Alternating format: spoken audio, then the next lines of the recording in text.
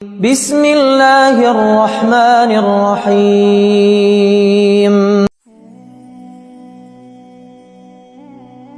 کیا آپ نے کبھی سوچا ہے کہ آپ راتوں کو اٹھ کر روتے ہیں، گڑ گڑاتے ہیں، ہاتھ پھیلاتے ہیں، لیکن پھر بھی آپ کی دعا قبول نہیں ہو رہی؟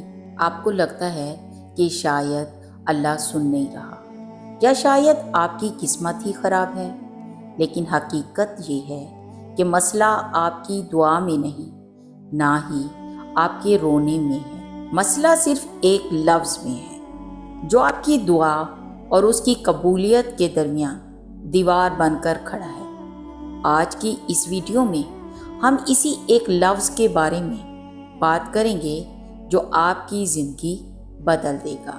جب ہم دعا مانگتے ہیں تو ہماری زبان پر تو یا اللہ ہوتا ہے، لیکن دل کے کسی کونے میں یہ وسوسہ ہوتا ہے کہ پتہ نہیں یہ کام ہوگا یا نہیں۔ ہم اللہ سے مانگ تو رہے ہوتے ہیں، لیکن ہمارا بھروسہ صرف اور صرف ریسورسز پر زیادہ ہوتا ہے۔ رسول اللہ صلی اللہ علیہ وآلہ وسلم نے فرمایا، اللہ سے اس حال میں دعا مانگو کہ تمہیں اس کی قبولیت کا پورا یقین ہو۔ جب آپ دعا میں اگر، مگر، شاید جیسے الفاظ یا خیالات لاتے ہیں تو وہ دعا عرش تک پہنچنے سے پہلے ہی دم توڑ دیتی ہے۔ دعا صرف الفاظ کا نام نہیں، یہ اللہ پر کامل یقین کا نام ہے۔ اللہ سے جب مانگیں تو یہ سوچ کر مانگیں کہ کائنات کے مالک کے لیے کچھ بھی ناممکن نہیں ہے۔ ہم مانگتے ہی نتیجہ چاہتے ہیں۔ یاد رکھیں، اللہ آپ کی دعا کو 3 طریقوں سے قبول کرتا ہے۔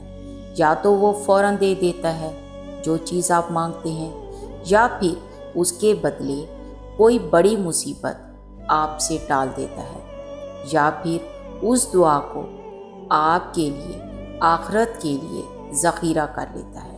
اگر آپ چاہتے ہیں کہ آپ کی دعا رکے نہیں تو اپنے دل سے شک نکال کر اس شک کو یقین میں بدل دیں۔ دعا شروع کرنے سے پہلے درود شریف پڑھیں اور اللہ کی حمد و ثنا بیان کریں۔ اس کے بعد اپنے گناہوں کی توبہ کریں، کیونکہ کبھی کبھی ہمارے گناہ بھی دعا کے راستے کی رکاوٹ بن جاتے ہیں۔ آج سے جب بھی ہاتھ اٹھائیں تو اس یقین کے ساتھ ہاتھ اٹھائیں کہ وہ کن فیکون کا مالک آپ کی پکار سن رہا ہے۔ تو پیارے اسلامی بہن بھائی، اگر آپ کو یہ ویڈیو پسند آئی ہو تو اسے لائک کریں اور دوسروں کے ساتھ شیئر کریں تاکہ کسی اور کی رکی ہوئی دعا بھی قبولیت پا سکے۔